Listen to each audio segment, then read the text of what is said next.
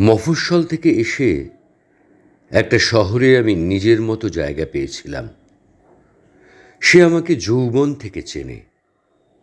সে আমাকে ভরেছে, আবার কাঙাল করেছে। সে আমাকে কাঁদতে দেখেছে, হাসতে দেখেছে, ভাসতে দেখেছে, লুকোতে দেখেছে, ছুটতে দেখেছে, ভালোবাসতে দেখেছে। সে আমাকে চেনে। আমিও এতদিনে তার অনেকটা চিনেছি।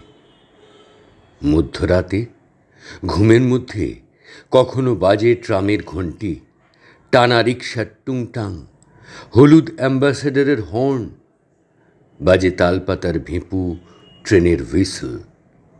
কখনো বা ড্যান্সিং বারের লাস্যময়ী স্বরে বাজে মোদির গান, বাজে ফুটপাতের আর্তনাদ, শীতকার। ঘুম ভেঙে যায়। দেখি সকাল হয়েছে। অবিশ্রান্ত বৃষ্টিতে ধুয়ে যাচ্ছে পিচ রাস্তা। আমার শহরে চায়ের দোকান থেকে ধোঁয়া ওঠা চায়ের গন্ধ ভেসে আসছে। একসঙ্গে বেজে উঠছে মন্দিরের প্রার্থনা, মসজিদের নামাজ, চার্চের বেল।